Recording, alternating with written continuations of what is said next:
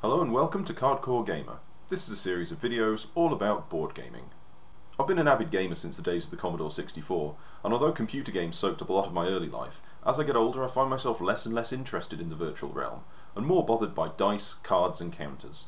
At this point you're probably thinking of games like Monopoly, or Scrabble, Trivial Pursuit, Cluedo, that's Clue if you're in the States, or God help you, the game of life.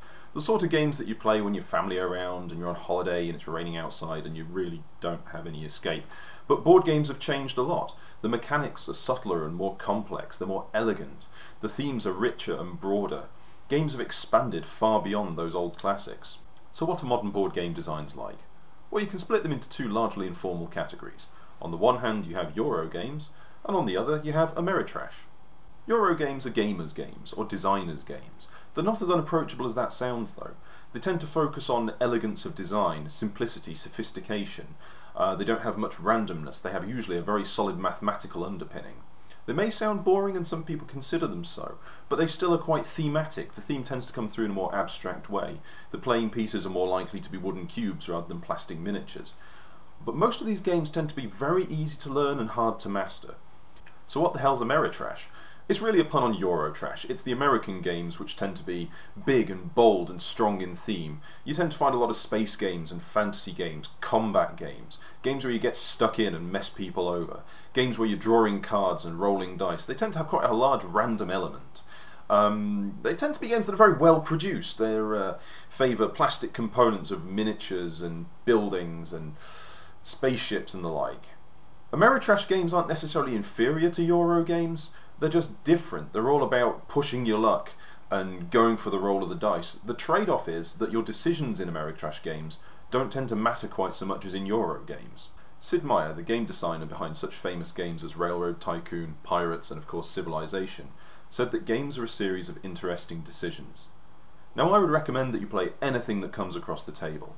Find out what you like, what you don't, which mechanics and which design types work for you, and which ones don't. This will help inform and make a much better concept of what you like in games and what you are likely to go for in future. But at the same time, decisions, this is a crucial concept. In my opinion, how you stand on decisions and how they influence a game. This will inform your stance on which games you will and won't like. So what is it I mean about decisions? Well, in games of a more Euro-style design, decisions are all important. These games tend to be very tightly put together, so that every turn you're looking for the optimum thing to do. You're playing the long game, and you're trying to get there by making the exact correct decision on each turn of what to do with the resources given to you. Ameritrash games tend to be more loose. It tends to be that you can make a plan, and it may be the perfect plan, but the dice won't hold up, you'll draw the wrong card, somebody will play something against you. Ameritrash games can overrule your decisions a lot more than Euro games tend to. The question is whether you can deal with this. Are you the sort of person who wants to be playing by a set of rules and know that you won by your skill alone? Or are you the sort of person who can roll with the punches, make the best of the bad situation, and just go along with the fun of the ride? You don't have to sit in one or two camps. There are a lot of people who are, Xbox versus PlayStation on this issue, which in my opinion is kind of stupid. But generally you'll find yourself going for one or the other. This is before, of course, I mentioned the awkward one. Hybrid games. Hybrid games pretty much explains itself, thankfully. They tend to be built more on a Euro basis with a solid set of rules, but bringing in a little bit of the randomness of the Ameritrash games just to spice things up a little. Not enough that the Euro design will get crushed, but then just enough that you're never quite sure that your optimal plan will still work. These games are a grey area, you can put them in either camp. Anyway, it's all good. At this point hopefully your head's not spinning too much, and if it is then sorry. Keep watching for my next video where I'll show some examples of Eurogame versus Ameritrash design. Thanks for watching.